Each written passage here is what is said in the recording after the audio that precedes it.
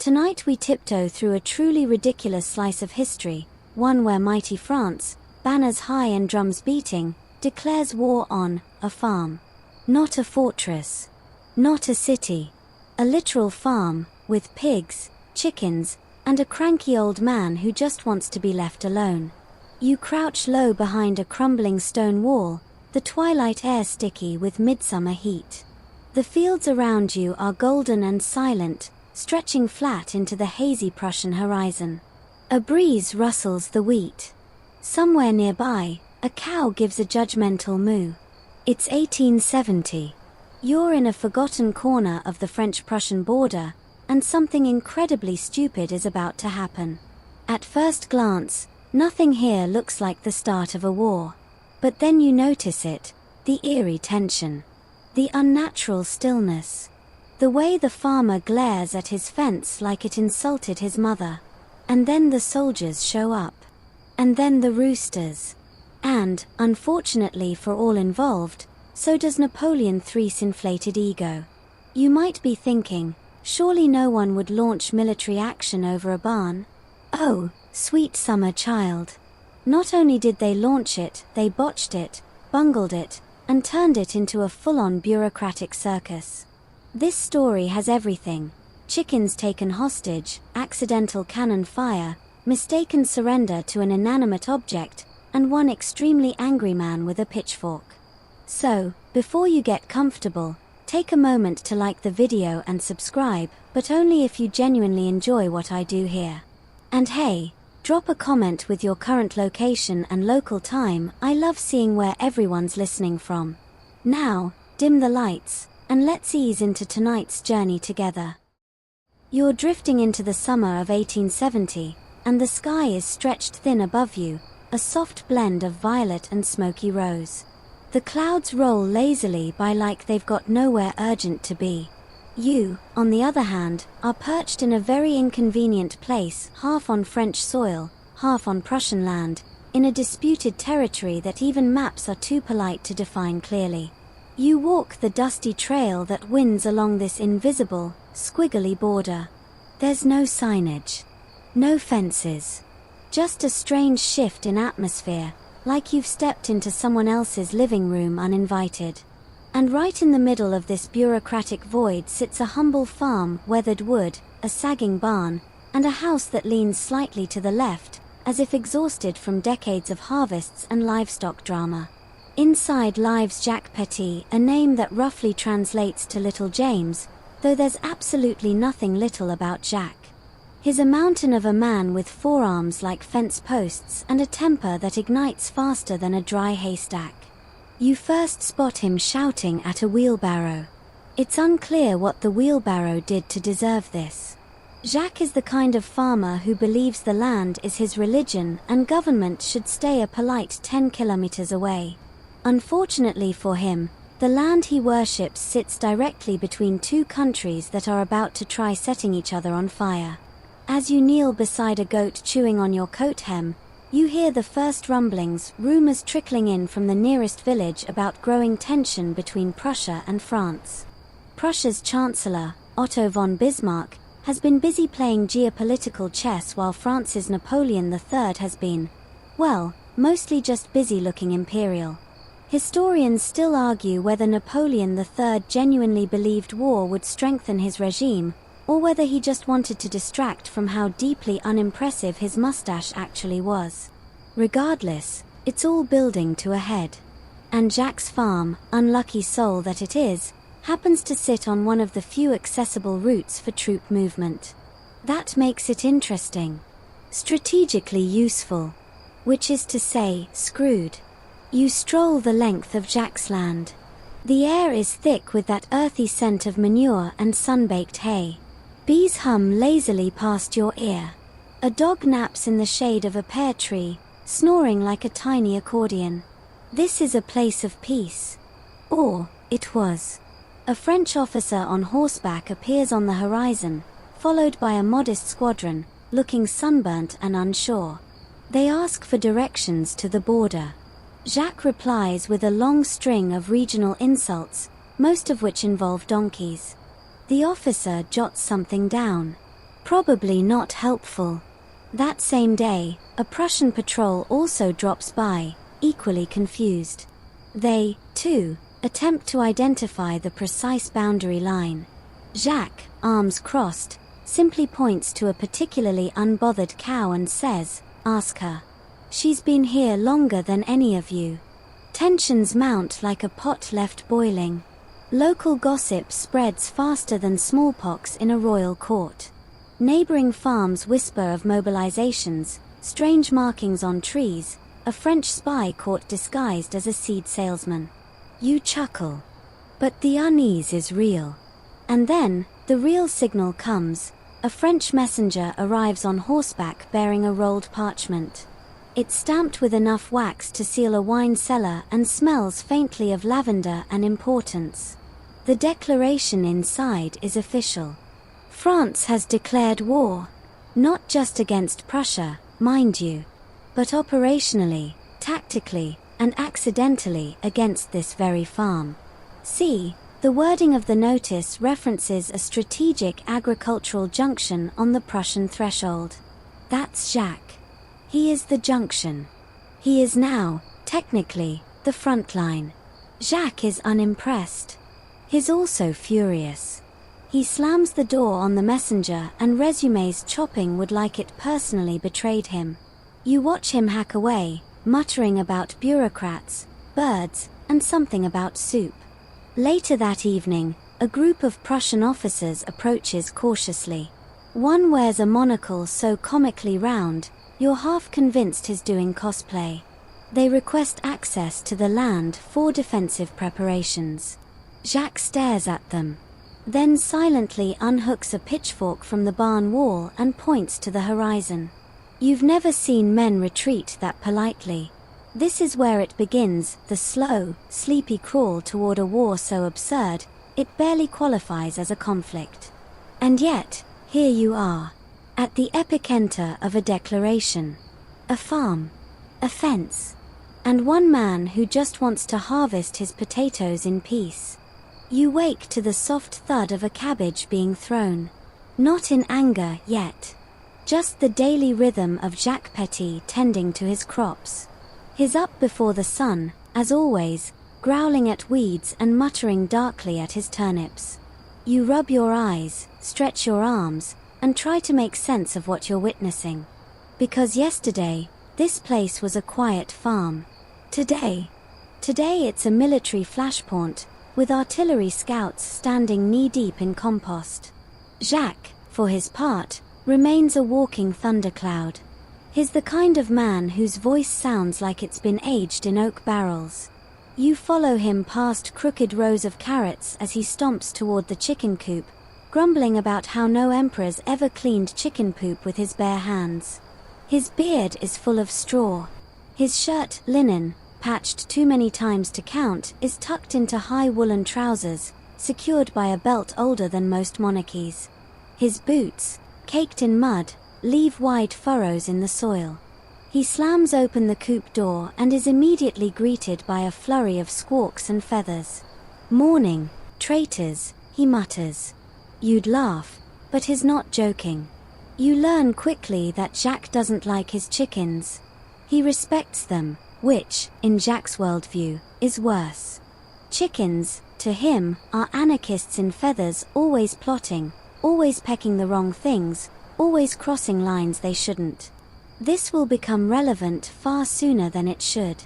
That afternoon, you hear voices.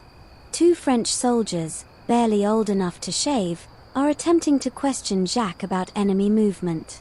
Jacques offers them a gourd and tells them to ask the cabbage patch. It's seen everything.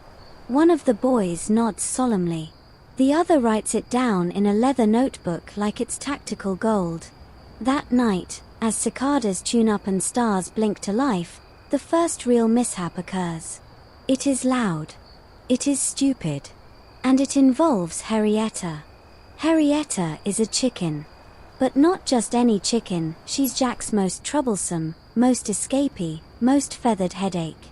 She's part Houdini, part demon, and 100% responsible for what's coming. You're sitting near the barn, sipping lukewarm cider from a wooden cup, when you hear the squawk. It starts in the coop, then grows louder, then suddenly, silence, and then chaos. Henrietta has crossed the border.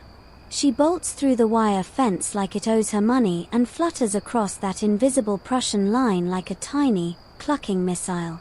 A French soldier spots her. Then a Prussian soldier spots him spotting her.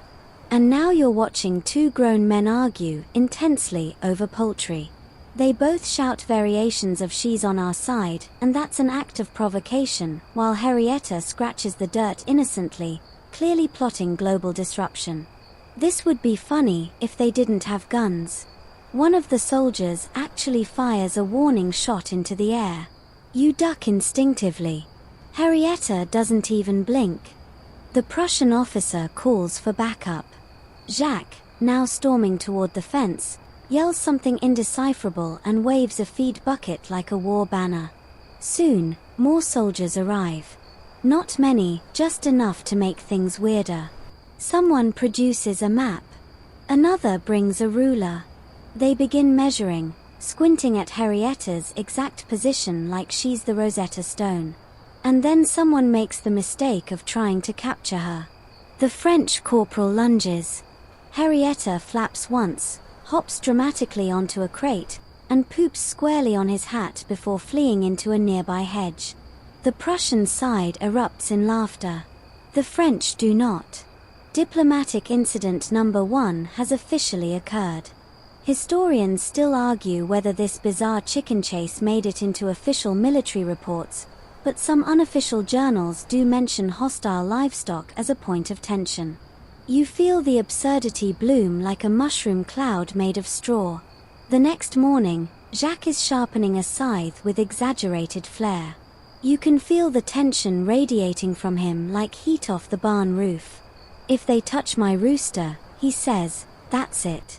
War crimes." This time, it's the Prussians who arrive first. They request permission to observe the livestock for intelligence purposes. Jacques says nothing. He just gestures at the pig pen and walks away muttering about the fall of Rome.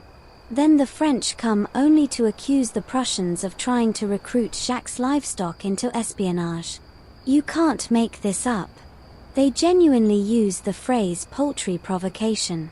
By sunset, both sides have stationed exactly one man each at the border, standing within glaring distance.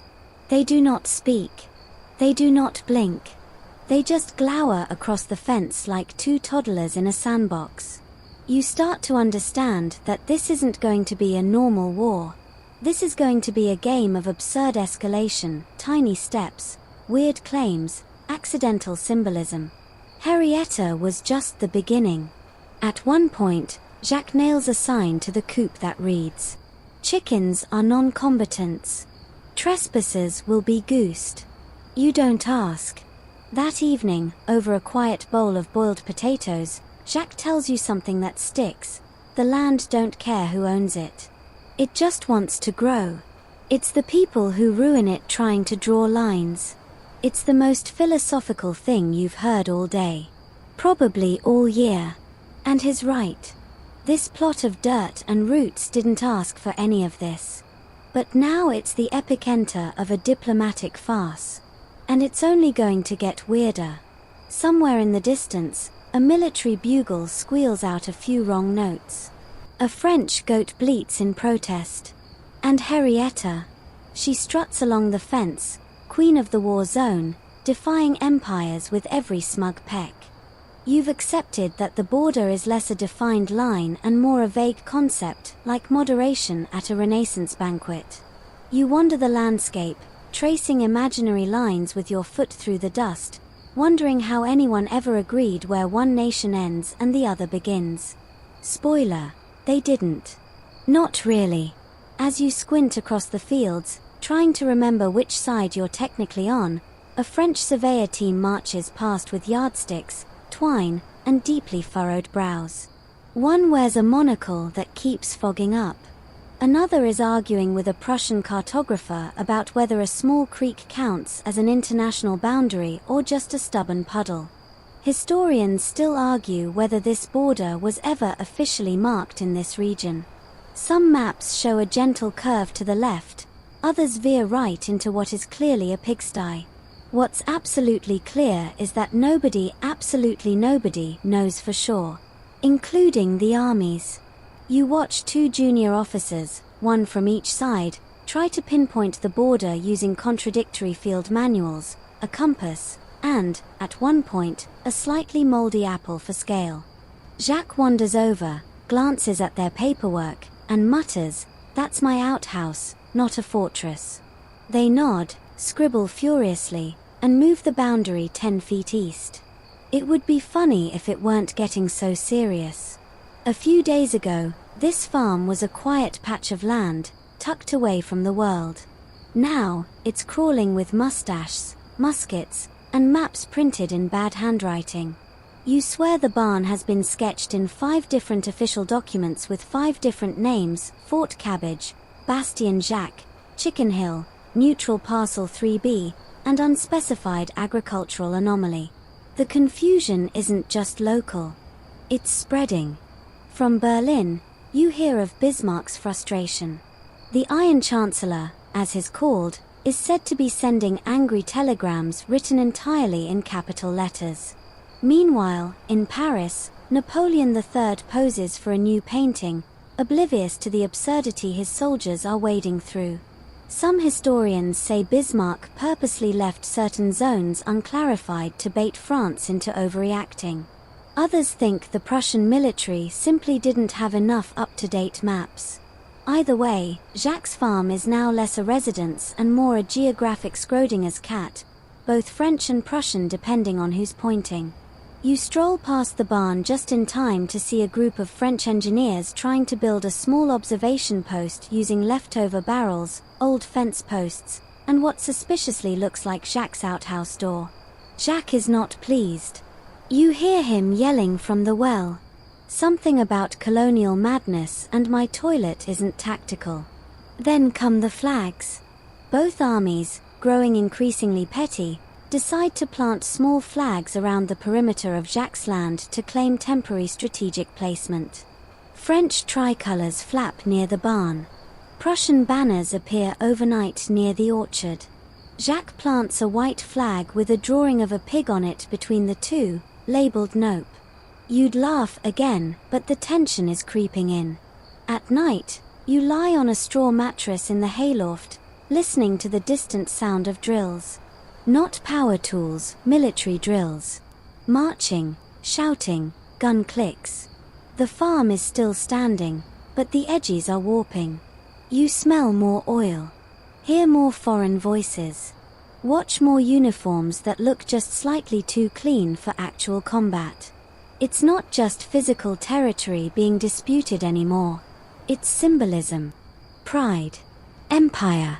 And somewhere in the middle of it all is one poor farmer whose daily routine is now international news among bureaucrats with monocles and monocles with egos. You sit beside Jacques the next morning as he slathers goat cheese on stale bread. He's calm. Too calm. Let him argue, he says, chewing thoughtfully. The land's still mine. The worms don't salute flags. You're still trying to process that poetic gem when another incident happens. This time, it's the fence. Well, fence might be generous. It's more like a row of vaguely upright sticks and tired string. But it's long, winding, and unfortunately, constructed partially across a slope that French command insists is strategically significant high ground. The Prussians disagree. They say it's a minor incline with goats. You walk it yourself and confirm. It is, indeed, a hill with goats. But now it's the hill, capital T, capital H. And soldiers from both sides are now posting up along it like it's the entrance to Valhalla. You watch two officers duel over its ownership, not with pistols, but with shovels. Measuring. Drawing angles. Quoting poetry at each other. You aren't sure why poetry is involved, but it somehow feels appropriate. Jacques simply grabs a goat, carries it across the dispute zone, and drops it in the middle of the field. "Let the goats decide," he mutters. That goat, for the record, lays down and falls asleep. Like all of us, she is done with this nonsense. The back and forth claims escalate. French troops build a tiny trench that doubles as a wine cooler. Prussians start calling the hill Hugel Nummer 1 and assign a junior officer to sit there all day with a spyglass that's definitely just a magnifying glass glued to a stick. One night, Jacques sneaks out and moves every flag 10 feet in a random direction. Nobody notices for 3 days. When they do, both armies blame the other, then hold a joint committee that lasts 6 hours and concludes with the phrase, "Cartographic ambiguity remains unsatisfactory." Somewhere, Bismarck sighs. Somewhere, Napoleon III sneezes into silk and has no idea where his war is happening. And you're standing in the middle of all this absurdity, surrounded by confusion, contradiction, and crows that may or may not be spies. You're trying to understand how two nations can be brought to the edge of bloodshed by poorly drawn maps, invisible lines, and one particularly charismatic chicken. But here's the thing, it's working. The pressure's building. The rumors are swirling. The soldiers are restless. Everyone knows something is coming. They just don't know what, when, or why. It might involve a goat, a cabbage, or a fence with questionable angles. You stretch out on the hay that night, staring up at the stars, and realize the only clear truth left is this. No one, not the kings, the officers, or even the cartographers, has any idea where this war really is. But they're ready to fight for it anyway. You wake to cannon fire. Or at least, something trying to be cannon fire. It sounds more like a distant sneeze followed by a disgruntled cow. You sit upright in your hay bed, straw in your hair, heart fluttering somewhere near your throat. But no one's panicking. Not Jacques, not the goats, not even the chickens. Especially not Henrietta, who struts by your feet like she personally commissioned the artillery. And then you see it. A French cannon crew, about a kilometer away, is testing. You watch them fumble with the rigging while an officer in a hat too large for his skull waves a handkerchief and shouts orders that sound suspiciously like improvised stage directions. The cannon itself is a squat, grumpy thing with peeling paint and a slight lean to the left. It looks like it's been borrowed from a museum and bribed with wine. You wander up a small hill, just close enough to observe. The first test round sputters, lurches upward, and miraculously lands nowhere near the enemy. It does, however, obliterate Jacques' cabbage patch. You wince. Hard. So does Jacques, who appears beside you gripping a pitchfork like a violinist about to start a solo. "That was Bertha," he growls, pointing to a limp cabbage leaf floating down like a sad, green snowflake. She was almost ready. A second shot comes minutes later.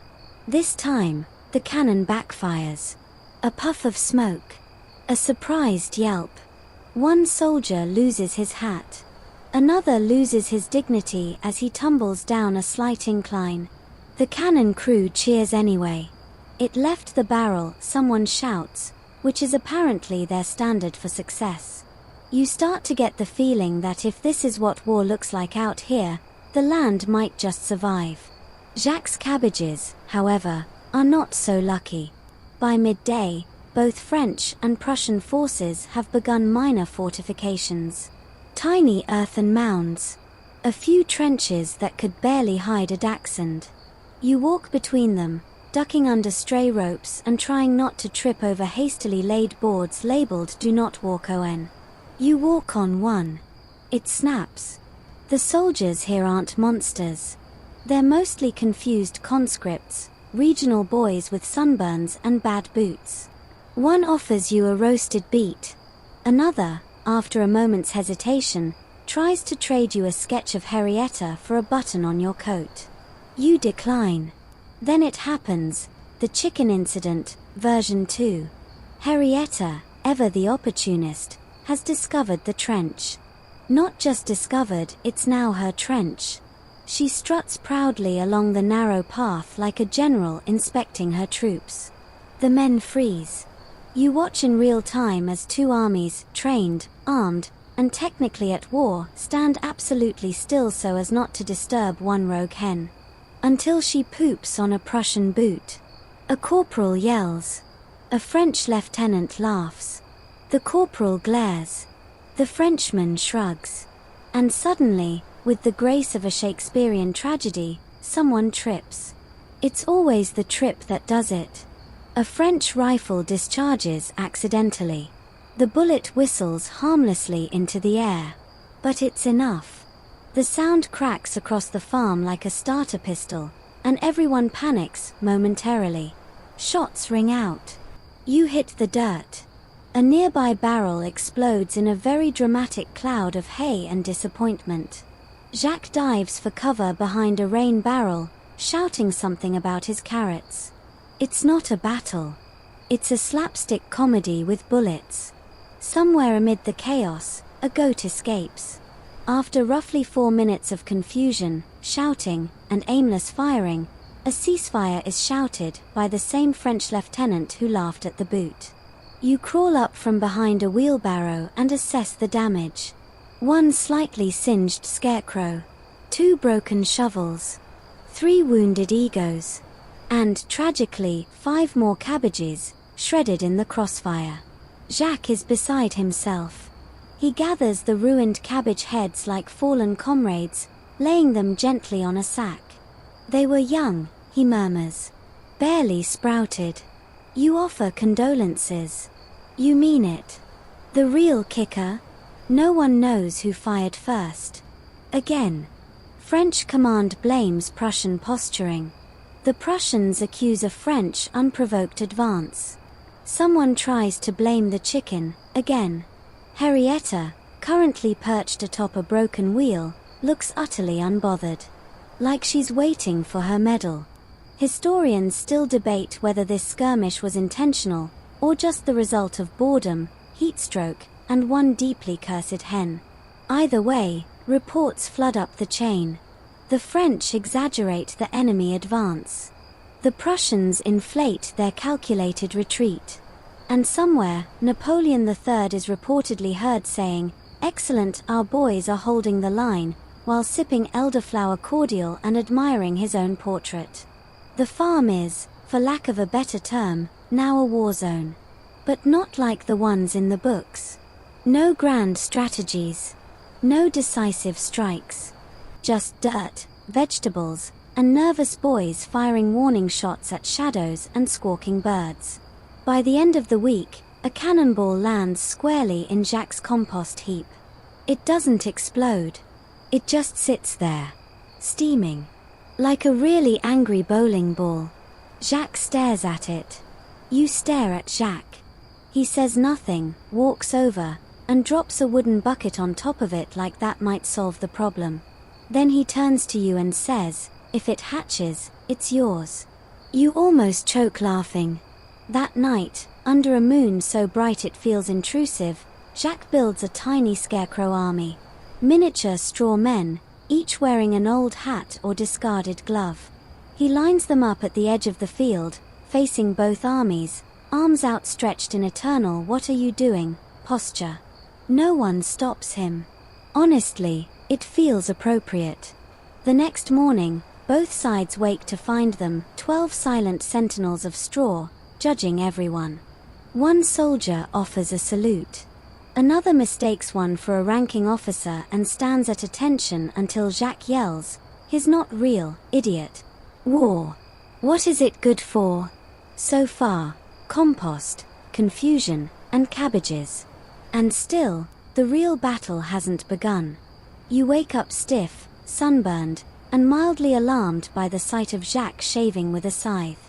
"Blades are blades," he mutters as he scrapes the edge along his jaw, glaring into the reflection in a water bucket.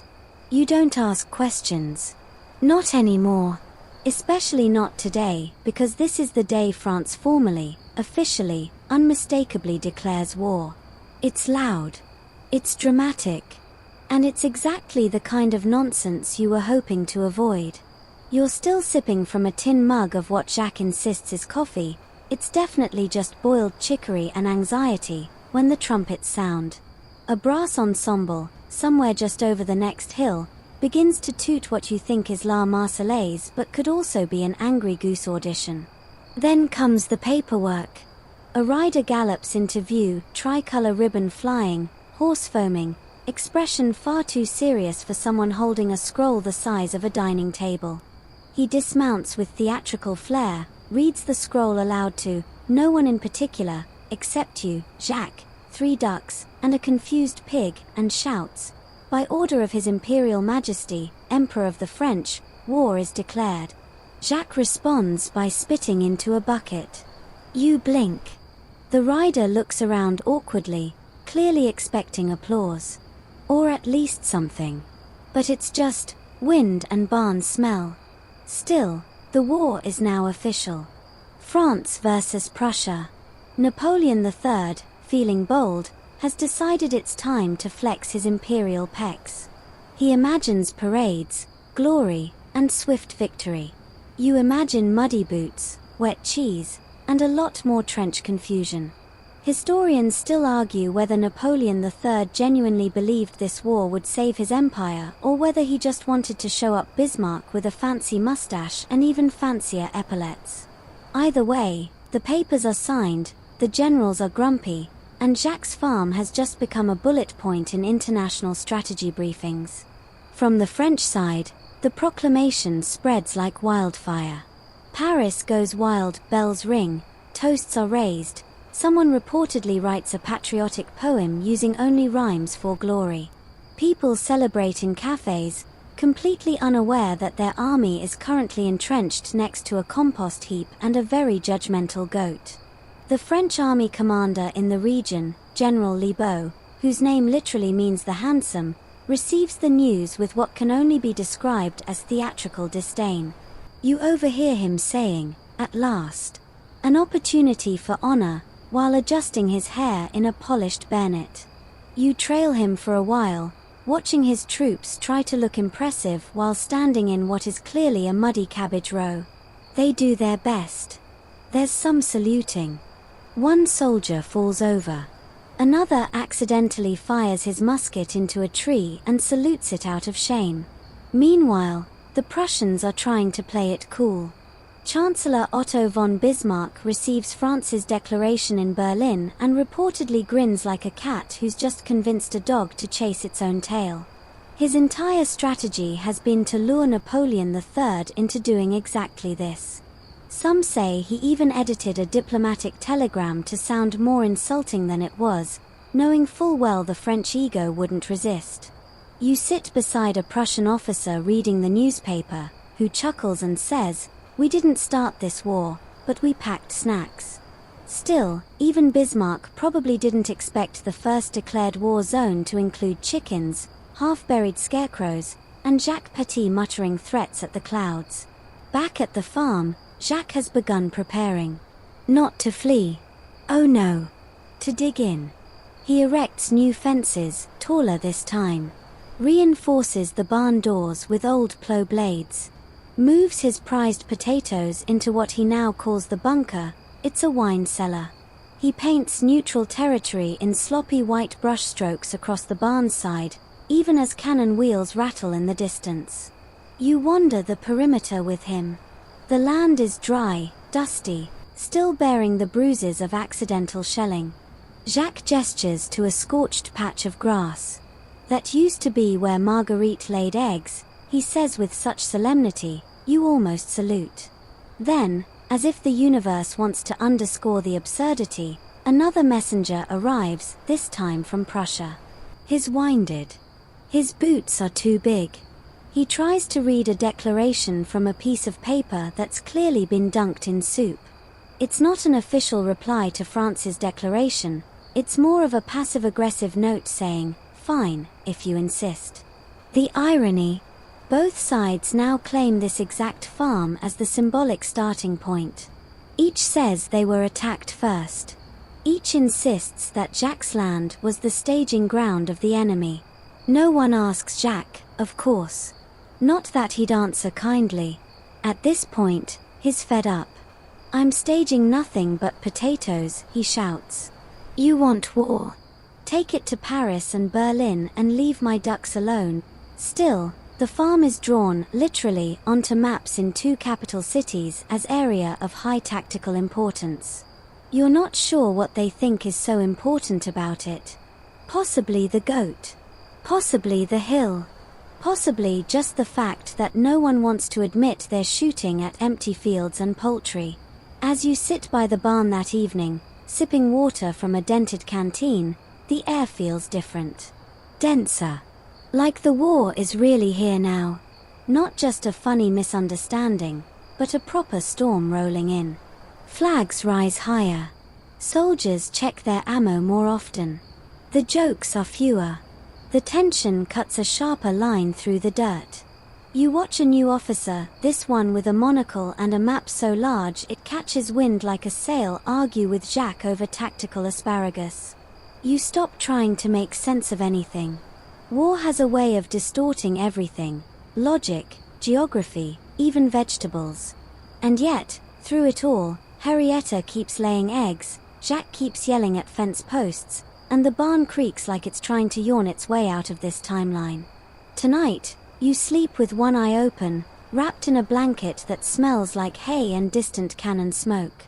Tomorrow, you know, someone's going to get confused. Someone's going to shout too loud, or trip too hard, or fire one too many warning shots. And this farm, the world's most inconvenient patch of land, is going to burn for someone else's pride. You wake with straw in your hair and your feet tangled in a goat's leash. Again. The dawn breaks over Jacques' farm with deceptive peace, sunlight brushing golden across the fields, the roosters crowing like they haven't witnessed diplomatic incidents, and somewhere off in the distance, a very confused bugle attempting to sound a call to arms. You stretch, creak to your feet, and almost trip over a bundle of damp paper tied with a thin red string. Jacques spots it first. "Dispatches," he grunts, nudging it with his boot like it might explode. Or someone's terrible poetry. Turns out it's both. Welcome to the elegant, tangled ballet of wartime communication, where strategy is only as effective as the ink it's scrawled in, and chaos can be summoned by a single badly folded envelope. On one side of the farm, the French have erected a communication post, which is really just a wobbly desk inside a repurposed goat shed. An officer named Etienne, who wears a monocle purely for intimidation purposes, sits writing dispatches in a script so flowery it might bloom. You peek over his shoulder and read. Enemy posture remains uncertain. Morale mixed. One soldier sobbing over soup. Accurate. Over on the Prussian side, they've built a more serious-looking setup, complete with semaphore flags, a pigeon coop, and a suspiciously fancy armchair no one is allowed to sit in. You watch a group of soldiers attempt to coax one of the pigeons, named Ludwig, naturally into the air. Ludwig refuses. He waddles in a circle and poops on the map. Historians still argue whether pigeon post ever actually worked efficiently in this region. Some claim it was crucial. Others say the birds were directionally challenged and often ended up in neutral Switzerland, where they were politely fed and ignored. You drift through the growing madness, eavesdropping as the French side drafts increasingly dramatic reports. Prussian forces assembling in ominous silence. We suspect covert flanking via cabbage rows. One chicken missing, presumed turned. Jacques glares at that last one. If Henrietta defected, he says, it's because she's smarter than us all. It's not just the soldiers who are confused. The commanders are getting it worse. You hear whispers that messages sent up to Napoleon III have been misinterpreted, mistranslated, or just misplaced. One dispatch requests artillery reinforcements. The emperor supposedly reads it as artillery reenactments and assumes it's a morale exercise. Another report references enemy movement near neutral soil, and ends up published in a Paris newspaper as enemy encroachment on sacred French ground. A slight difference in tone. From Berlin, Bismarck reportedly receives contradictory reports. One claims Jack's farm has been seized and fortified. Another says it was abandoned entirely. A third says it's been converted into a mobile sausage depot. You can't even blame the clerks.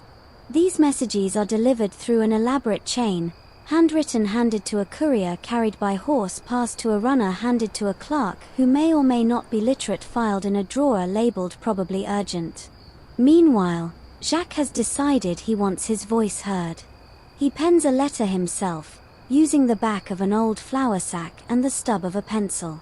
It reads, "To whichever idiot is in charge. This is a farm, not a fortress. Get your soldiers off my turnips. P.S. Your cannon smells like goat. Jacques Petit." He tries to send it via Henrietta. You tie it to her leg. She pecks you and runs into the woods. Diplomatic progress is delayed. Still, the war creeps forward through paperwork more than bullets. Orders are given to fire, but withhold. Advance, but not too much. Dig in, but don't damage crops.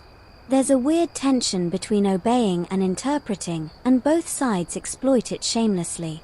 One particularly clever Prussian sergeant claims his squad can't advance because the French officers have not signed in at the observation station.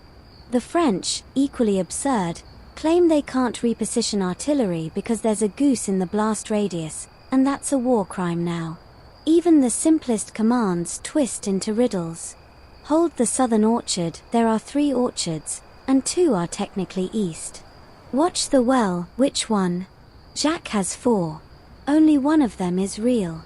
The others are decoys, for some reason he refuses to explain.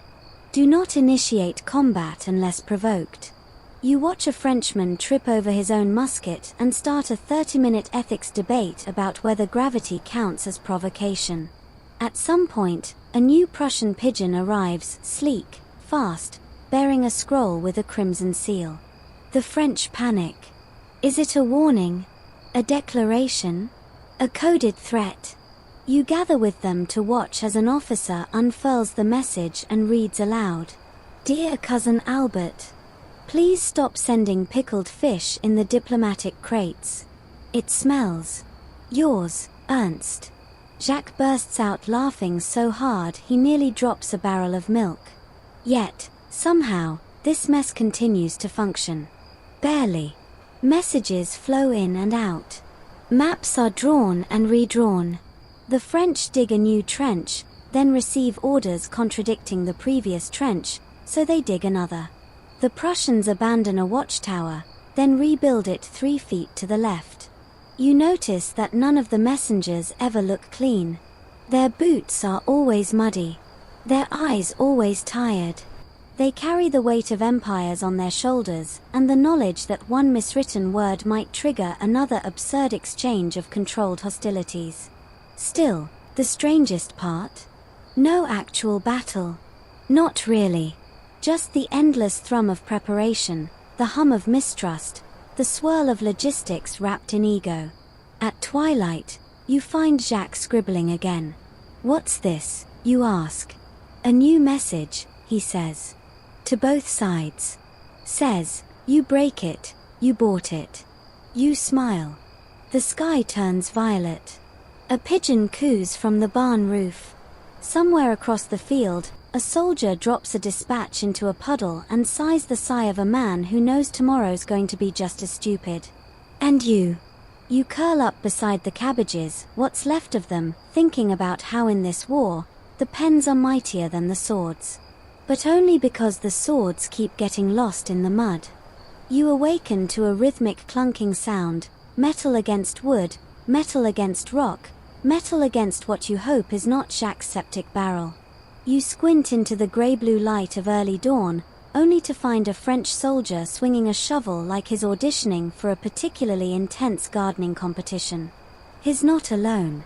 Dozens, no, hundreds of soldiers from both armies are digging. Trenches here, mounds there, little wooden barricades made of what used to be Jacques' fence.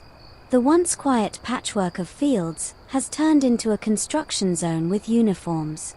Welcome, Jacques grunts beside you, holding a rusted trowel and wearing a hat made of cabbage leaves, to defensive positioning.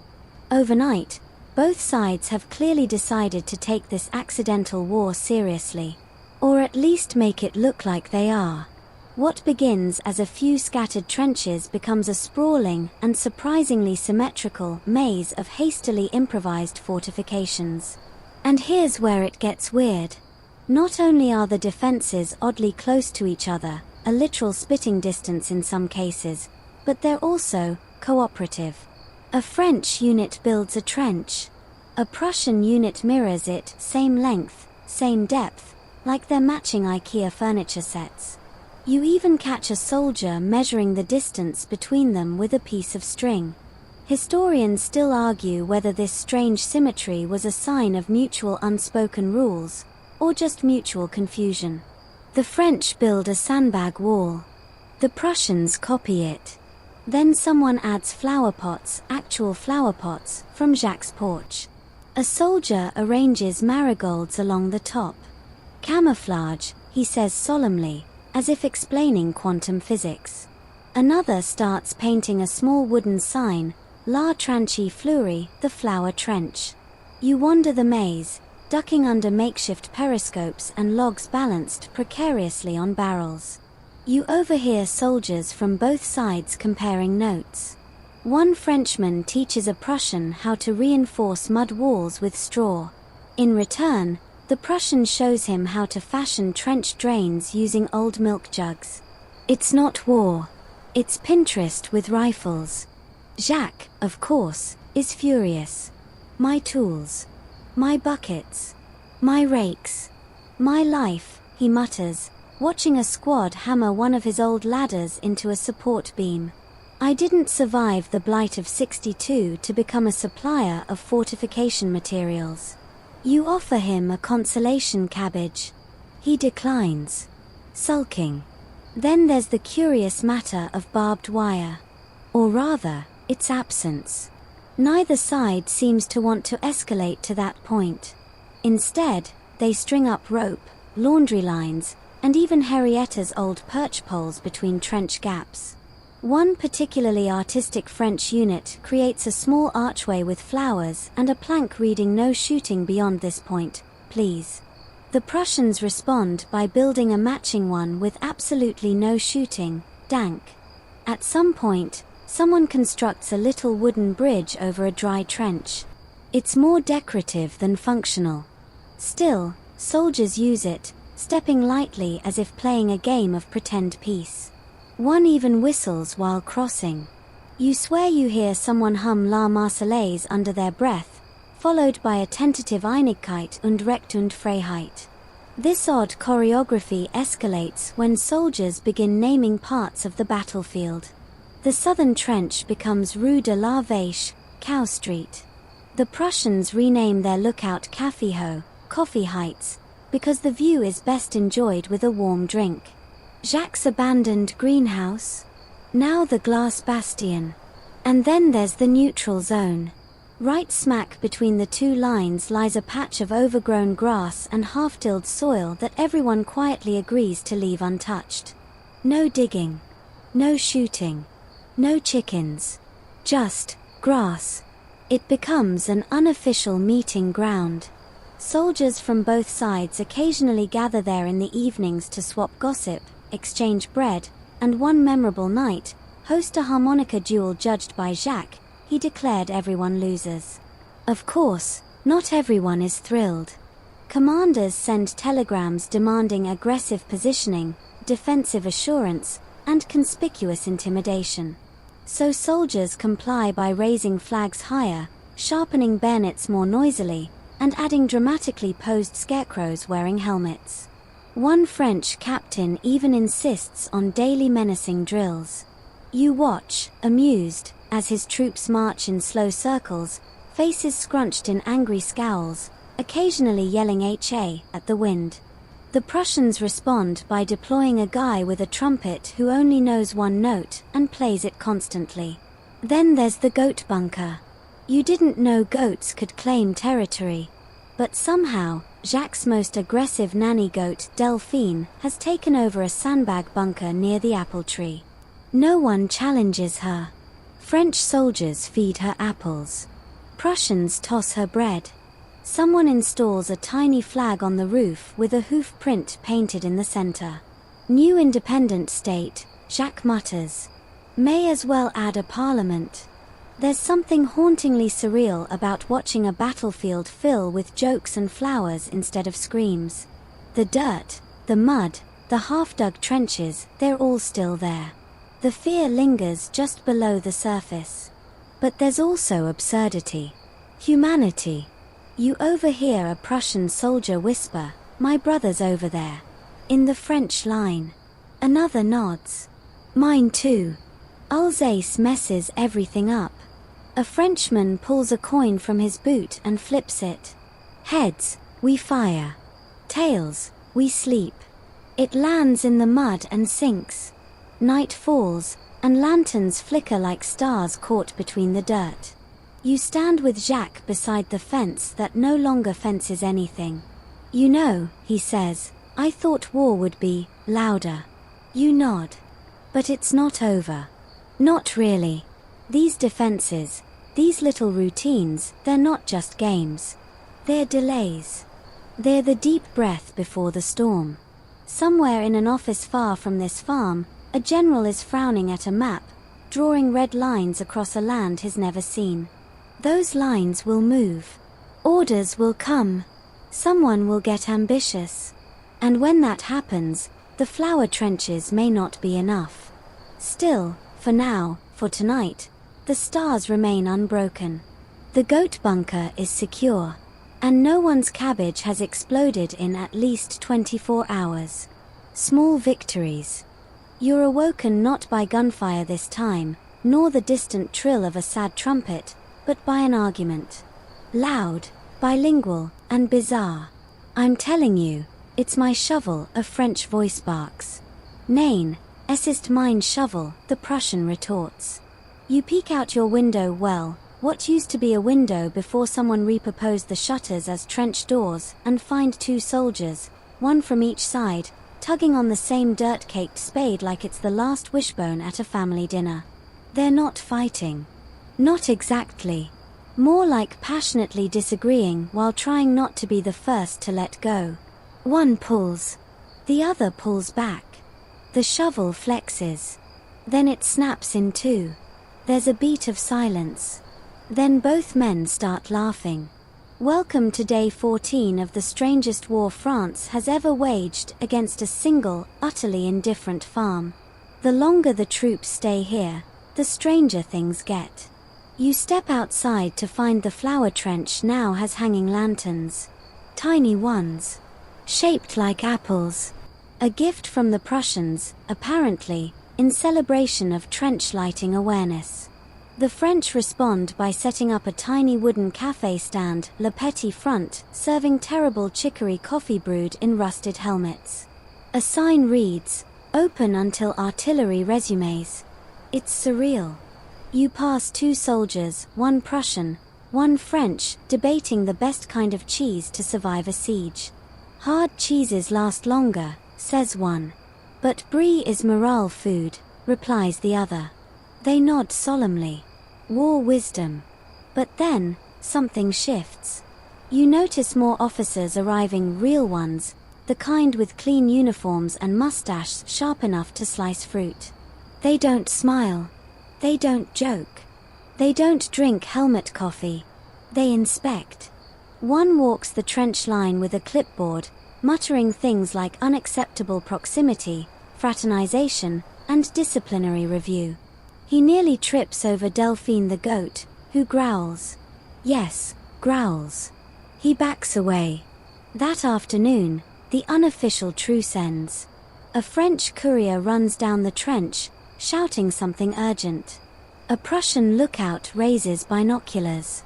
Soldiers scramble, not in panic, but routine. Rifles are dusted. Helmets reaffixed.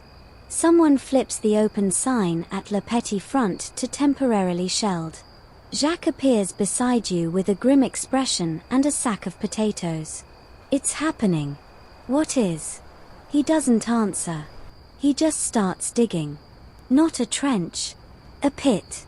You know better than to ask. Turns out, reinforcements are coming.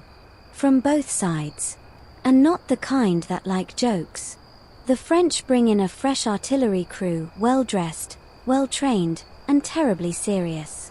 The Prussians roll in a portable field gun and a grumpy mule named Otto. Neither side waves anymore. The flower trenches are stripped of decorations. The scarecrow with the bucket helmet disappears overnight. Henrietta hides in the barn. You feel it. The change. The tension. The quiet before something dumb and dangerous. And it begins with a messenger pigeon. Yes, really. A French soldier releases it into the morning sky. Elegant. Graceful. Majestic. Until a Prussian rifle cracks and the pigeon disintegrates into feathers.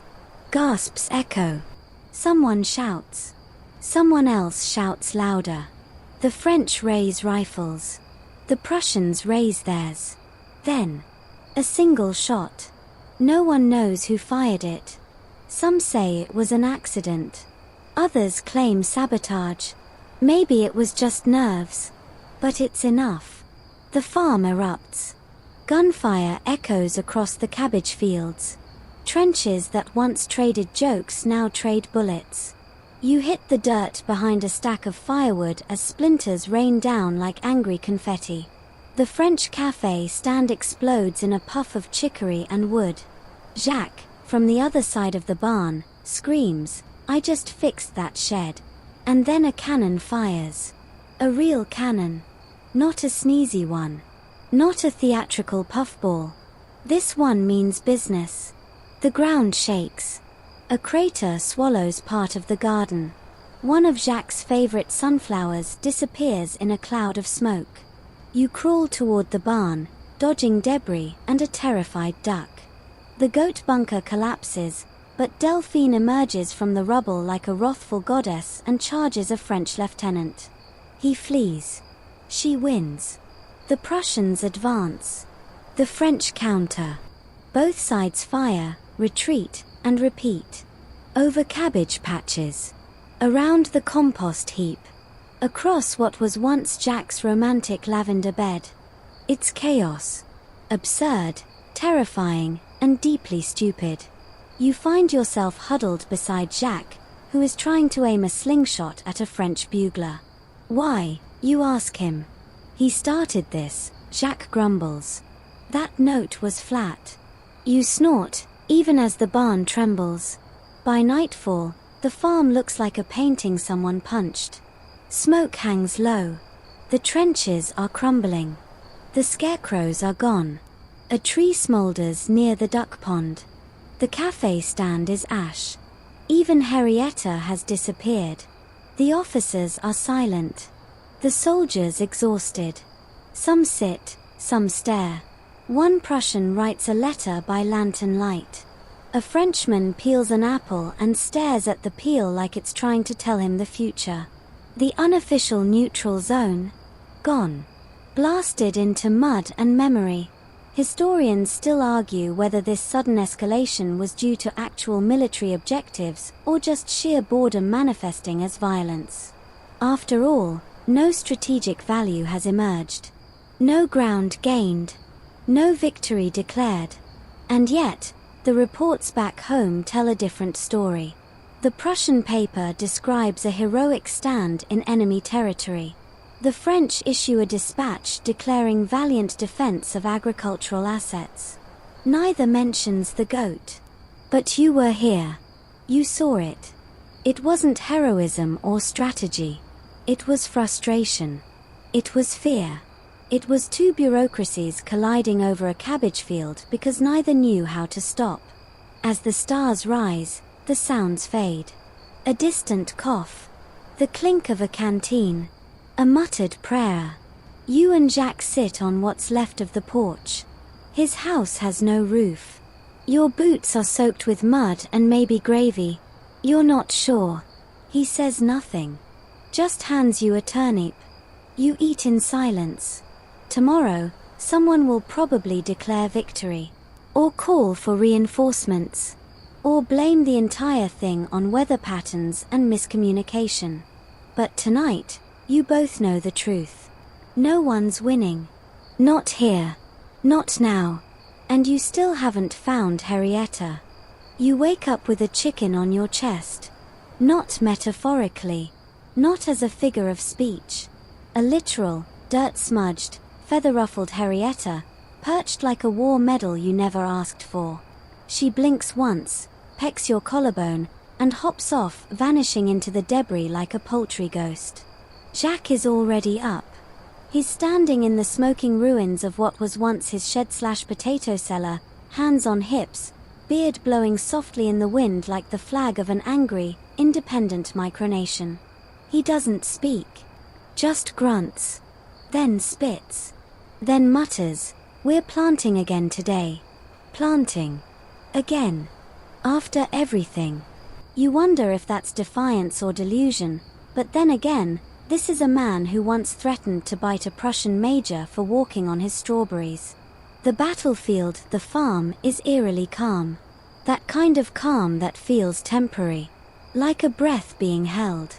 Both sides retreated after last night's ridiculous firefight. No winners, just limping squads and a trail of paperwork waiting to be written by exhausted officers. You walk the perimeter slowly, and it's clear, this is no longer a war zone. It's a mess zone. Shell holes where cabbages used to be. Chicken feathers in barbed wire. Someone's boot still lodged in a beehive. You spot 2 soldiers, one Prussian, one French, silently playing cards under a half-collapsed fruit cart. No one's reporting it. No one's stopping them. The war, it seems, is tired. But higher command isn't. Late in the morning, a column of brass-buttoned officials rolls in from the French side. Tall hats. Tight gloves. Expressions like sour plums. One, a colonel with a monocle so polished you could fry an egg on it, demands to know the status of the occupied agricultural sector. Occupied. Agricultural. Sector. You want to scream, it's a beet field. But you don't. Because these men don't do jokes. They do maps. And speeches. And absolutely not chickens. They walk the grounds with a solemnity that's almost offensive. They inspect the trenches, frown at the goat bunkers, and write furiously in small notebooks with comically tiny pencils. Then they demand to meet Jacques. You find him beneath a shattered wheelbarrow, planting beans like nothing's happened. He doesn't stand when they approach. He doesn't salute. He doesn't offer tea. He just says, "Beans don't care about your borders." One of the officers looks like he might cry. The French colonel accuses Jacques of aiding the enemy by inaction. The Prussians, oddly enough, accuse him of the same. He responds by offering both sides a bag of turnips and an invitation to get over themselves. They decline. You expect him to be arrested. But they don't. Because no one wants to be the officer who explains to Paris or Berlin why they've imprisoned a farmer for farming. So instead, they issue sanctions. On a single farm.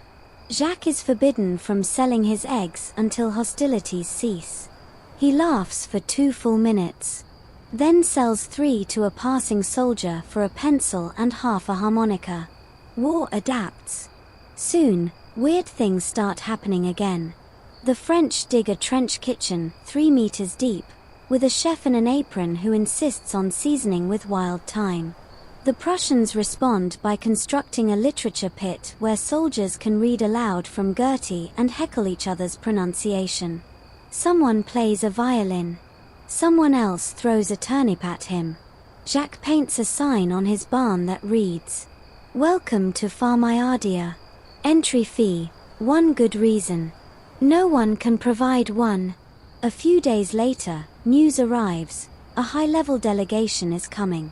Diplomats, generals, journalists.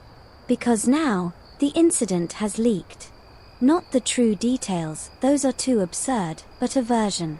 The kind that makes headlines. French land held hostage by foreign troop. Brave farmers endure border siege. Henrietta the heroine, how one chicken changed everything. Henrietta. She's become a symbol.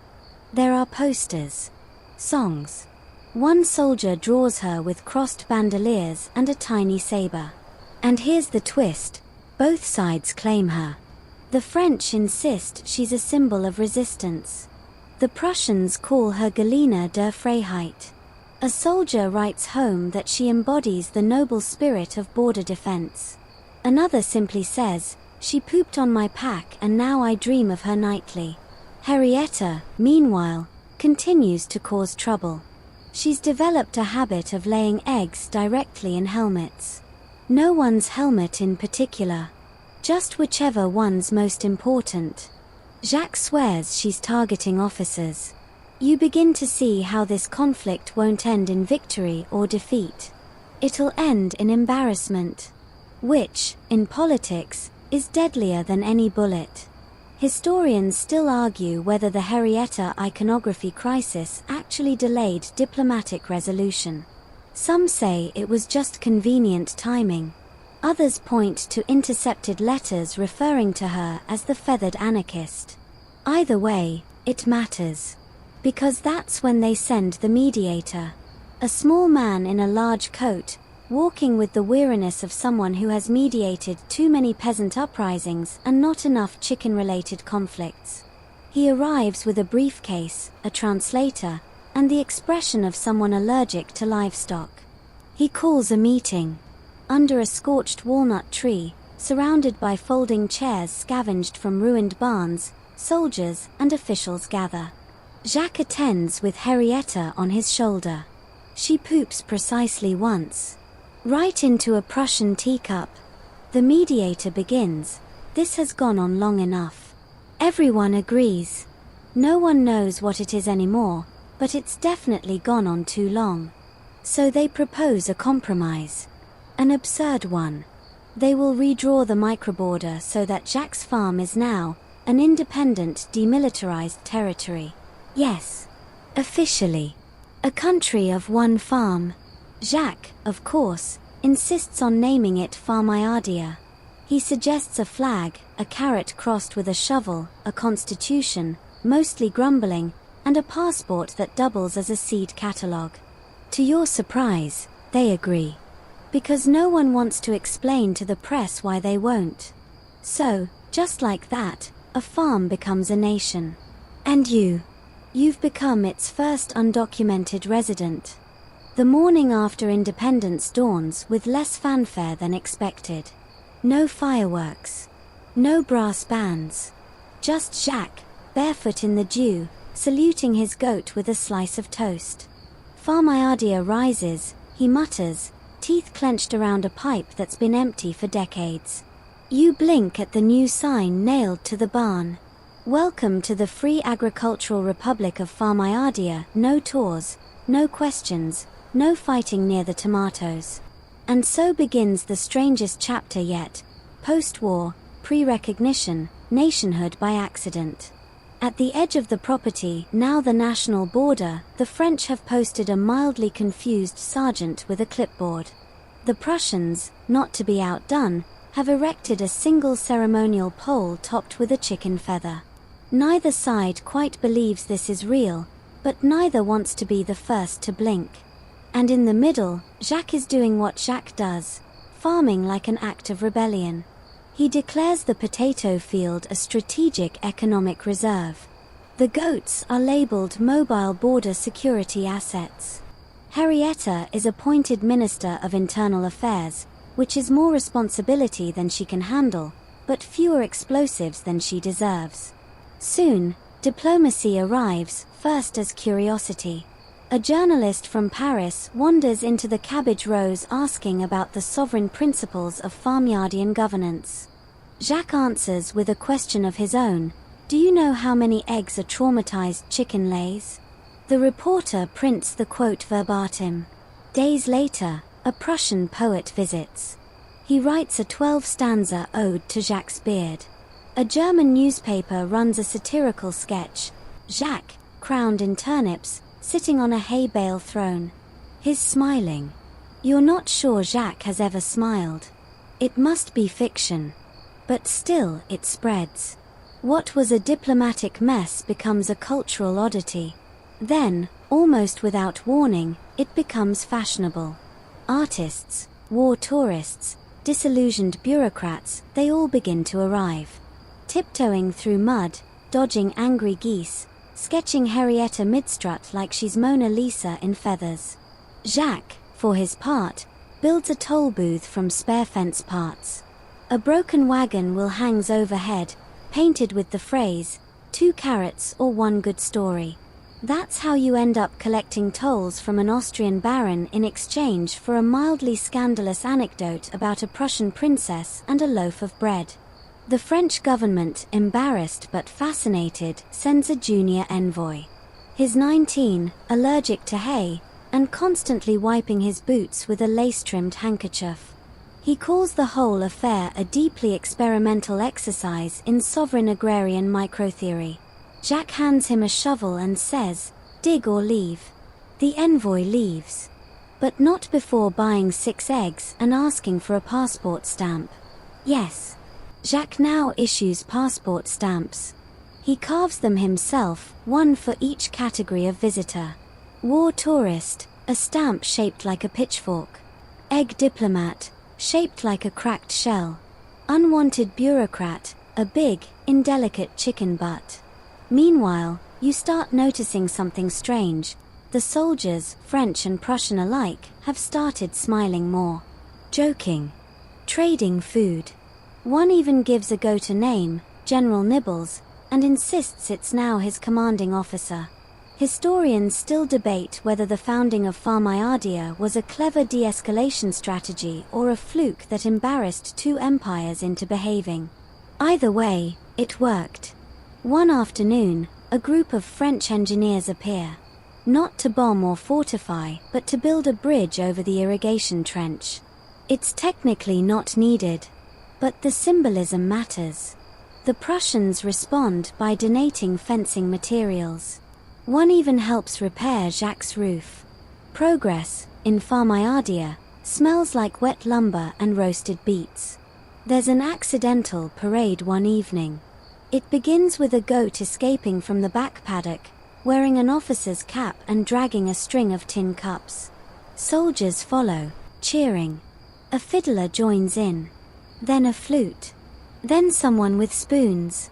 Jacques walks behind, shaking his head and muttering something about drunken pageantry and squash season. But he doesn't stop it. You watch, slack-jawed, as one of the diplomats rides a wheelbarrow across the field while reciting poetry about soil. A Prussian officer claps. And that's when Jacques makes his announcement. He climbs onto a crate in front of the barn. The crowd quiets, sort of. Henrietta cackles. Jacques clears his throat. I, Jacques Petit, first turnip of the Free Agricultural Republic of Farmhouse, hereby declare this land, at peace. He raises a rusty trowel in salute. A cheer erupts. Someone faints. Probably from the goat. There's a feast. No one planned it, it just emerges. Food is passed from crate to crate. Cider flows. Henrietta lays an egg in the punch bowl. No one stops her. You sit back on a hay bale, watching the stars blink awake over a farm that is also, somehow, a country. The wind carries the scent of roasting potatoes and patchouli. Someone strums a guitar made from salvaged fence wire. You realize, no one's fired a weapon in days. Not a shout, not a charge, not even a chicken-related incident. Peace, it seems, is here. Jacques leans next to you, holding 2 mugs. He offers you one, then says, without looking, borders are just where people stopped laughing. You nod. Sip the cider. Somewhere in the dark, Henrietta cackles again, possibly in agreement. Or maybe just because the punch is fermenting. Peace, once it settles in, is almost disappointing in how quiet it becomes. You wake to the gentle clatter of goats arguing over breakfast, the soft creak of a rusted windmill, and the sound of Jacques whistling a tune that may or may not be La Marseillaise filtered through a rooster's memory. And yes, Henrietta is still alive. Still laying her eggs in dramatic locations. Most recently, the barrel of a ceremonial musket. No one's cleaned it since. The war has officially paused. Not ended, mind you, just paused. Like someone hit the wrong button on a very bureaucratic remote. French and Prussian officials continue to exchange cold glances across muddy ditches, but no more shots. No more ultimatums. Farmhouse, meanwhile, thrives in its absurd limbo.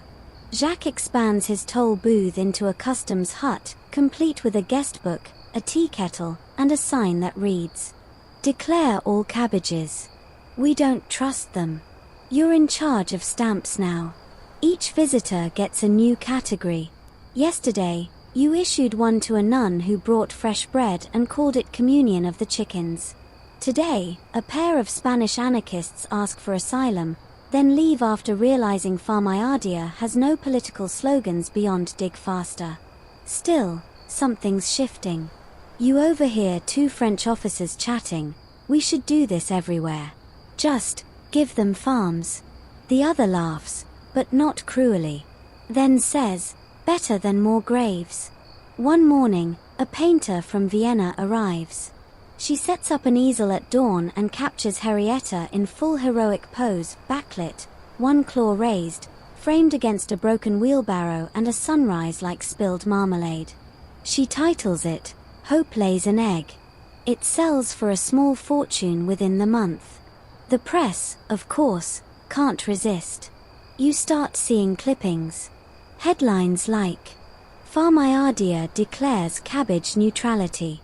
Chicken named Minister of Defense lays surprise peace egg.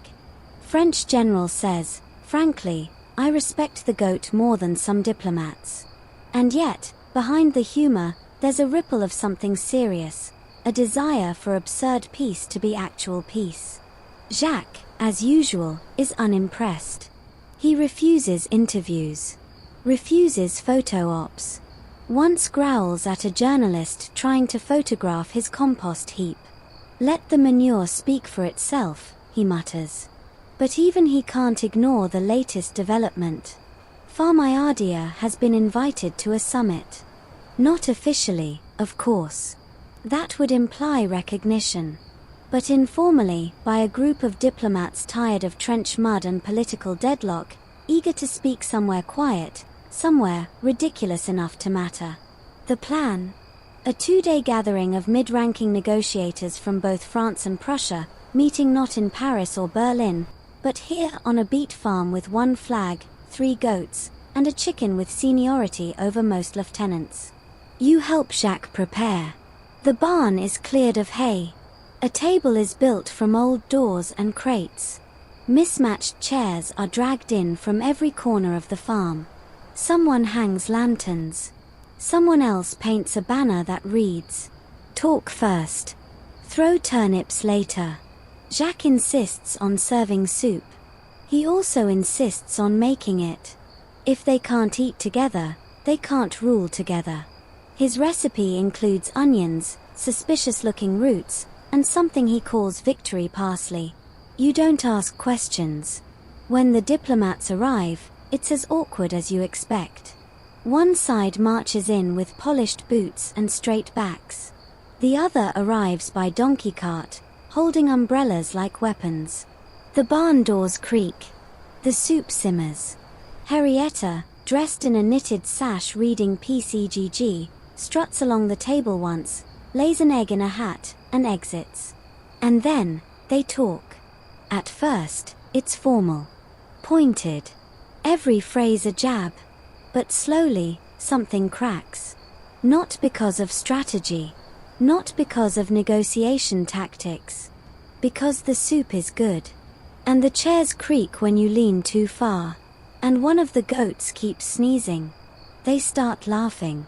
One French envoy chuckles over a joke involving artillery and compost. A Prussian shares a story about mistaking Jacques' scarecrow for a sniper. They pass bread. They ask for more soup. One even pets Henrietta, who bites him on principle. Historians still argue whether this summit achieved anything legally binding. Probably not. But something happened. A pause thickened into a ceasefire. The anger, slowly, started to drain from the edges. By nightfall, the barn is full of wine-soaked muttering and tired diplomats comparing ink stains. Jacques says little. Just watches. Then, in a voice low and worn, they came here to argue. They left full of soup. That's more progress than most revolutions. You sit beside him as the wind picks up, rustling the cabbage rows like slow applause. The stars stretch wide above you. Henrietta, exhausted from diplomacy, sleeps on a folded treaty draft. You think about everything this place has become. A battlefield. A joke. A symbol. A nation. A farm. And now, maybe, just maybe, a place where peace was planted with a shovel, not signed with a pen. By now, you've stopped asking what farmhouse is and started accepting what it's becoming. Not quite a joke. Not quite a country. Definitely not a footnote. It's the kind of thing historians will argue about over dry conference coffee for decades. It doesn't help that Jacques has begun issuing citizenship papers. Each one handwritten, sealed with a thumbprint, goat or human, it varies, and featuring the official motto. We grow peace. Also beats. Applicants must answer 3 questions. 1. Can you tell a joke that doesn't punch down? 2. Do you believe fences are more useful when open?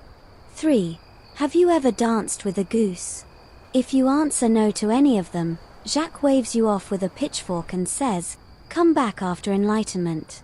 More than a few diplomats now carry these passports in their coat pockets like lucky charms. You see them being exchanged in whispers behind tent flaps and over trench coffee.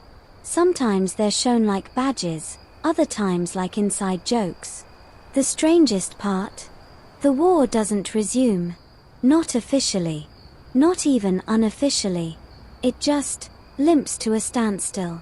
Some historians credit logistics. The generals were tired. Troops were stretched thin. Supplies ran low. Others blame the weather, miserable mud that swallowed artillery and soaked morale. But a few, the fringe thinkers, whisper about farmhouse. How a single absurdity reframed the whole disaster. How the image of a goat chewing on a battle map made more men laugh than cry. How an egg-laying chicken named Henrietta accidentally became a mascot for sanity. And so the borders remain. Not because treaties were signed, but because neither side could look the other in the eye and say, let's ruin it all again. Still, the outside world demands clarity. Bureaucrats cannot abide unresolved status. One day, Jacques receives a letter. Sealed in red wax. Official and self-important. It comes from Paris. A request for a formal clarification of sovereignty. Jacques uses it to level the leg of a broken stool. A week later, Berlin sends a delegate. He arrives with a monocle and a vocabulary that could suffocate a horse. He demands answers. Jacques offers pickled beets. When that fails, he offers a goat named Bertrand who follows the man everywhere, bleating ominously. The delegate flees in 36 hours. And still, recognition looms. A newspaper reports that several neutral states are considering engagement with non-traditional polities. That's the new term. Non-traditional polity. As if that makes it less absurd. A Swiss merchant brings cheese and discreet questions about trade. A Norwegian schoolteacher asks about forming an embassy. Her class has chosen farmhouse for their mock UN project. Jacques agrees on the condition that the embassy must be made entirely of recycled barn wood and at least one potato. The most surreal moment arrives one foggy morning when a man in a suit emerges from the mist with a violin case. He doesn't speak, just sets up on a fence post and begins playing something mournful and soft, halfway between a lullaby and a requiem. By the time he finishes, Jacques is crying. You are too. Even Henrietta looks thoughtful, and she's pecking at a rusty horseshoe. Turns out, he's from the League of Neutral Artists, an unofficial group of musicians, painters, and wandering souls who've made Farmhouse their symbolic headquarters. They publish a manifesto titled Art Instead of Artillery. It goes viral, at least in circles where those things matter. You begin noticing strange mail. Letters with wax seals shaped like violins. Sketches of goats mailed from Iceland. A basket of bread from a woman in Argentina who writes, "I heard you grow peace. I needed some, too." And Jacques, despite himself, begins keeping a ledger. Not of taxes or laws, he still refuses both, but of visitors, jokes, meals shared, treaties ignored, and chickens hatched. He calls it the Chronicle of Reasonable Absurdity. You help write it. One day, you find a page titled "If We Ever Need a Constitution," and under it, just 4 words. Don't be an idiot. That's it. That's the entire proposed framework. Historians still argue whether this was satire or sincerity, whether Jacques meant it or just wanted to see if anyone would take it seriously. Spoiler, someone did. 3 political scientists write papers about it. A small town in Canada holds a referendum to add it to their civic handbook. A mayor in Belgium cites it during a zoning dispute and wins. Farmhouse, without trying, is becoming a philosophy. Not a nation, not really. More like a story people want to be true. Jacques, of course, continues to insist he's just farming. You catch him once, at dawn, staring at the sunrise and muttering, "They can take the borders, but they'll never take the compost." Later that day, he builds a bench under the tree Henrietta likes to perch in. Carves into the wood. If the world forgets to laugh, remind it. Visitors start bringing children. Not soldiers. Not envoys. Just families. To show them the land where a farm stopped a war. They sit in the field, eat soup, and listen as Jacques tells the story. He skips the worst parts. Emphasizes the goats. As twilight falls, you begin to understand, peace doesn't arrive with fanfare. It settles like dust. Slow. Soft. In between laughter and beats. You lean back in your chair, watch the smoke rise from the chimney, and wonder how many wars could have been stopped if someone had just handed the generals a goat and a spoonful of compost. Probably more than you think. You never expect fame to arrive in muddy boots and a crooked smile, but that's exactly how it comes to Farmhouse. The man introduces himself as Lucien Vallotte, a documentary filmmaker who used to be serious until he saw a drawing of Jacques arm wrestling a goat on the cover of a Dutch philosophy magazine. He says he came for the irony, but stayed for the soup. Lucien doesn't ask permission. He just starts filming. He sets up his camera next to the compost heap and records Jacques feeding Henrietta leftover beet peelings. He captures wind blowing through half-broken fences and long, silent shots of the barn where diplomats once tried to define peace with soup stains and mismatched chairs. You watch Lucien crouch for a close-up of a beet leaf, whispering, "This is where the world began to make sense again." Jacques hates it. Hates the attention. Hates being called iconic. He throws a turnip at Lucien's microphone and mutters something about letting stories rot into truth. But Henrietta loves it. She starts posing, intentionally, or maybe accidentally, fluffing her feathers whenever the lens swings her way. One morning, she lays an egg directly onto Lucien's open script notebook. He calls it a sign. The film's title? The War That Forgot to Happen. It's barely 40 minutes long, half of it silent pans over vegetables, And 1 full minute is just Bertrand the goat staring into the camera like he knows your secrets. But somehow, it explodes. Within a week of release, it's screened at 4 festivals. Within 2, it trends in 15 countries. And within a month, you get a letter from a museum in Oslo asking if they can borrow Jacques and Henrietta for a cultural exhibit. Jacques laughs until he chokes on beet soup. Still, more people come. Pilgrims, almost. They bring journals, instruments, bread. Some walk miles to reach the cabbage-patched borders of Farmhouse, where a carved wooden sign reads, "Peace grew here. Don't trample the beets." Some leave notes, folded messages tucked under rocks, tied to fence posts, whispered to goats. They say things like, "I haven't laughed this much since the funeral. I thought hope was a government thing. Turns out, it's just good soup. I named my dog Jacques. He bites fascists." And yet, for all the praise, Jacques becomes more withdrawn.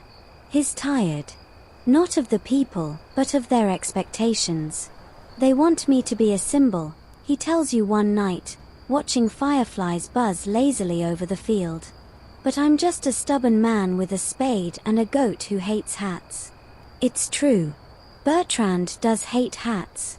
Bit the last one clean in half. Still, the pressure mounts. Ambassadors write requesting official stances on international issues. Students ask for Farmhouse position on economic theory. Someone even mails Jacques a medal, hand-carved, lopsided, inscribed with, "For exceptional service to the concept of sanity." Jacques sends it back, along with a note. Sanity isn't a service. It's a choice. Make it yourself. You try to help. You print little booklets explaining what Farmhouse is not. It is not a country. Not a movement. Not a miracle. Just a mistake that happened to bloom. But the world doesn't want that. It wants meaning. So when the United Federation of something, you forget the exact name, sends an observer mission, Jacques nearly explodes. "They want to observe us," he rants. "Tell them to observe a compost pile decomposing. It's more instructive." But he doesn't throw them out. He just sets rules. No titles. No speeches. No arguing within earshot of goats. The observers stay 2 days. They leave with a wheel of cheese, a jar of beet jam, and 1 goat bite. Their report is mixed. But still, they write. Farmhouse offers no scalable model. But perhaps that's the point. It works because it can't be scaled. It reminds us that peace isn't built with blueprints, it's grown. Historians still argue whether this was praise or dismissal. One academic writes a scathing piece, Anarcho-pastoralism and the dangerous myth of micro-utopia. Jacques reads it, uses the printout to wrap cheese, and says, "Dangerous myth, my composting foot." Meanwhile, back on the farm, life gets weirder. Henrietta goes broody. Jacques builds her a special nest made from shredded treaties and warm wool socks. She lays 6 eggs in a week. He calls them diplomatic time bombs. They all hatch. The chicks are named Liberty, Bureaucracy, Compromise, Soup, Fern, and Greg. Bertrand the goat goes through an existential phase. Stops headbutting fence posts and starts following Lucien around like a melancholic poet. Lucien starts quoting him. "Bertrand looked into the mud this morning. I think he sees the future. And you begin to dream in beet rows."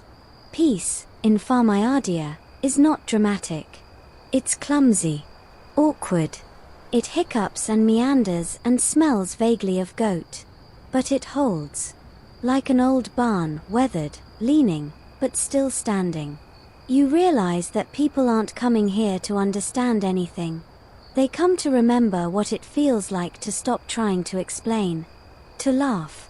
To rest. To plant things with no agenda. A girl visiting from Poland brings her grandmother. The old woman kneels in the soil, cups her hands around a young sprout, and whispers, "My husband would have liked this. He died for flags. This is better." Jacques hears her, says nothing. But later that night, you find him painting a new sign. No flags. Just beats. You hang it above the barn door. And in that moment, with a breeze rustling the drying laundry, a rooster crowing at the wrong hour, and the distant clatter of Bertrand trying to eat a wheelbarrow, you realize something has changed. Not in the world. In you. You're not waiting for peace to be handed down anymore. You're growing it. One beat at a time. The air smells like early rain and sourdough this morning. You're watching Jacques argue with a scarecrow. It's wearing a tattered military coat someone left behind months ago, buttons gleaming like miniature medals, shoulders squared as if they remember command. Jacques waves a ladle at it and mutters, "Don't you dare salute." It's a quiet day in Farmhouse. But even in quiet, something stirs. A pigeon arrives with a letter tied to its leg, floral stationery, faint scent of lavender. It's from a librarian in Slovenia who's been teaching children about Farmhouse during story hour. The letter ends with, "Can we call Jacques a knight?" The kids want to draw him with a sword made of soup. Jacques says no. Then, suspiciously soon after, constructs a wooden sword and leaves it outside the henhouse for purely practical chicken herding reasons. You're beginning to suspect he enjoys this more than he admits. But the world doesn't wait for emotional clarity. The press returns, new voices, bigger cameras, and more polished questions like, what does Farmhouse mean in the post-war discourse? Can absurdity be a viable doctrine of peace? Is Henrietta available for interviews? Jacques dodges most of them by pretending to speak only in beat metaphors. You intervene once. If peace were a vegetable, it'd have dirt under its nails and bruises on its skin, but it'd still taste better than war. The journalist stares, then writes it down word for word. More pieces are published. Some sincere, some mocking, most confused. A columnist calls Farmhouse a fever dream stitched together by vegetables and stubbornness. Jacques gets it printed on an apron. Still, pressure builds. Formal recognition looms. A delegation from a newly elected European Council arrives wearing matching scarves and earnest expressions. They carry a velvet-lined folder and propose a charter. Jacques listens. Then he stands, clears his throat, and says, "We'll consider it after the cows stop judging us." There are no cows. But the delegates nod solemnly, as if this is profound. Later that night, by lantern glow, you and Jacques sit beneath the plum tree. You ask him what he'd do if Farmhouse were officially recognized. He shrugs. "I'd lose the best excuse I've ever had to not attend anything formal." Then he leans back, eyes half closed, and adds, "But maybe I'd turn the barn into a school." A school for unsensible sense-making, where kids learn how to tell truth from loudness, where debate ends with bread, not bruises, where goats are consulted and chickens get recess. You imagine it. The chalkboard smeared with soil and ideas. The curriculum including Manners 101 and Why We Don't Invade People. It might just work. But history, ever the grumpy uncle in the attic, starts knocking again. A neighboring official, some minor baron of bureaucracy, declares Farmhouse a threat to procedural order. He demands border fences, inspections, taxes, hierarchy. Sends a drone to scout the area. Jacques waves it down with a tea towel and mutters, "No robots in the radishes." A few days later, a convoy of vehicles stops near the property line. Not tanks. Just black SUVs and government suits. A man with perfect teeth steps out. He's the Minister of National Continuity or some such nonsense. He asks to speak to the head of state. Jacques offers him Henrietta. The man doesn't laugh. Jacques sighs and says, "Fine. Speak to me. But only if you help me water the beets first. To his credit, the man does. They talk while mud splashes on polished shoes and the hose sprays wildly. The offer is simple: partial recognition in exchange for oversight. Autonomous cultural territory, they call it. With mild supervision. Jack listens. Then says, "If you touch a single goat, I'll send Bertrand to Parliament." The man laughs. A little too nervously. He leaves without signing anything. And the world keeps spinning. People keep visiting. Some leave behind music. Others, silence.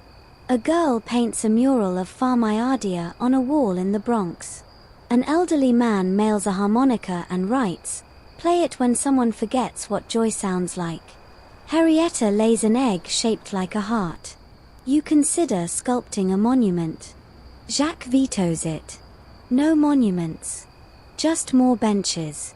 That's how Farmhouse expands, not in land, but in resting places. New benches appear. Under trees. By soup kettles. In the henhouse, oddly enough.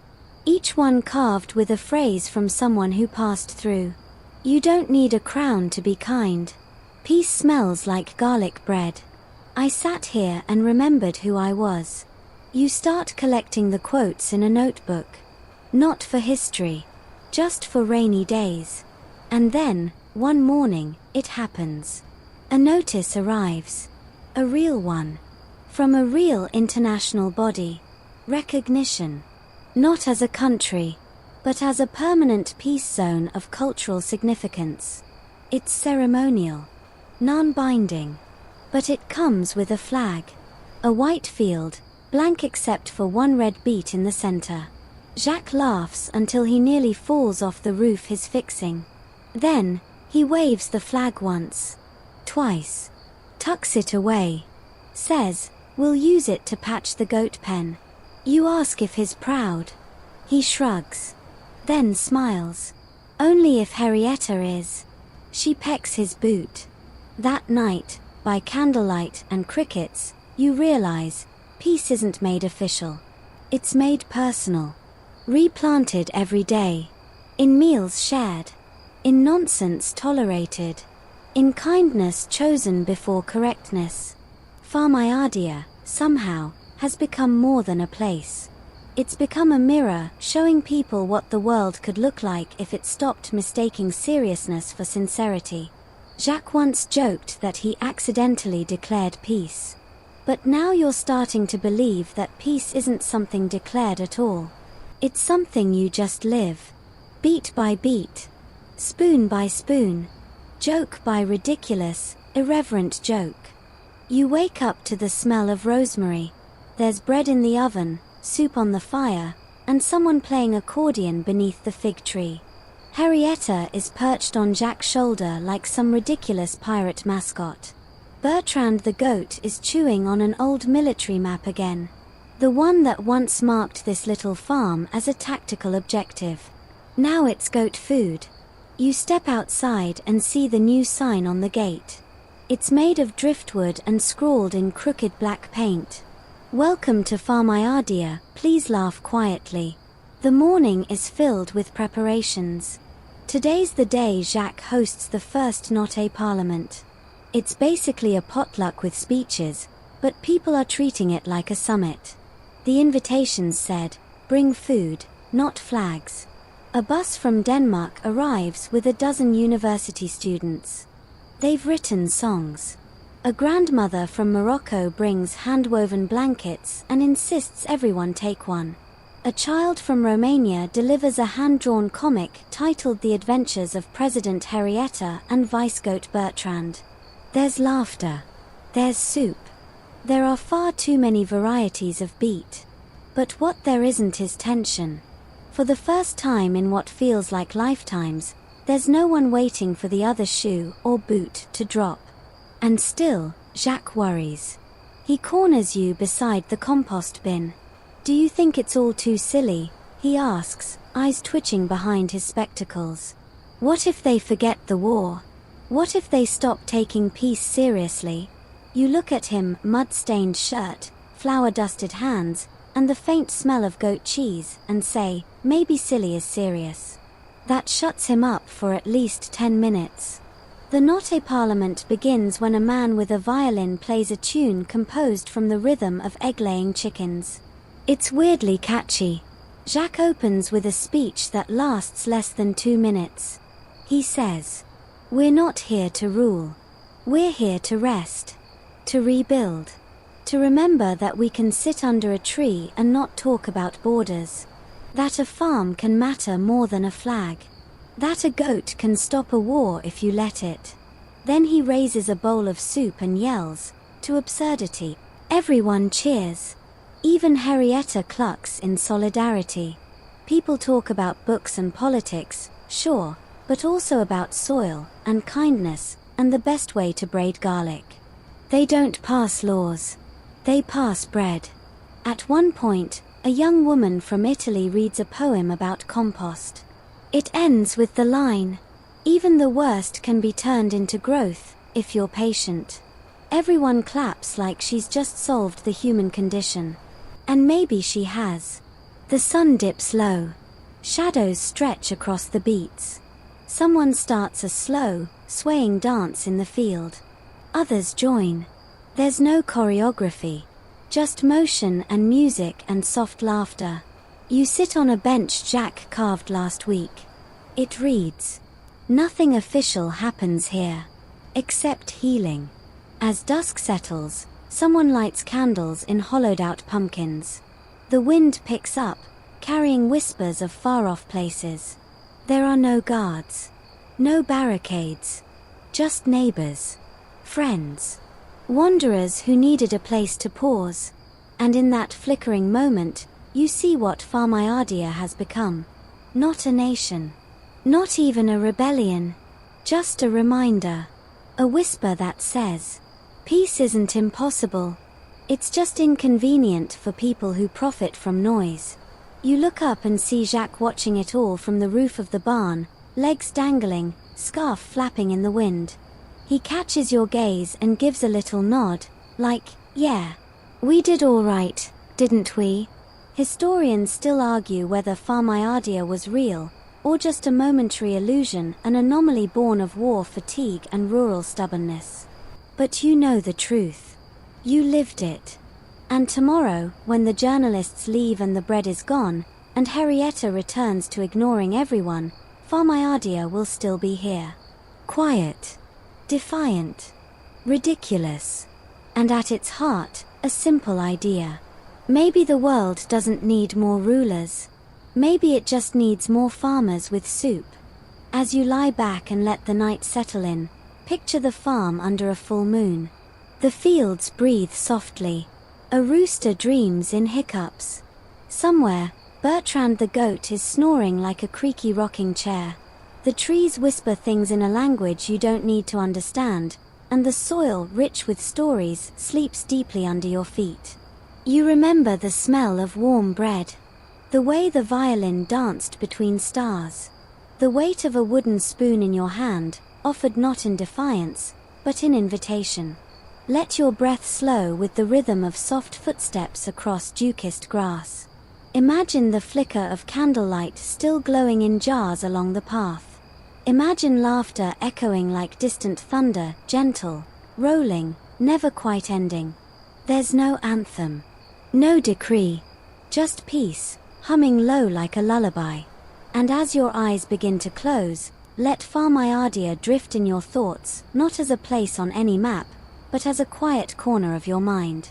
A safe little acre where absurdity plants kindness, and silliness grows something strong. You're always welcome there. You don't need a passport. Just a nap. Just a little wonder. So take one last breath. Deeper this time. Let it carry you gently toward sleep. The farm is quiet now. The soup is still warm. And all the battles have been composted.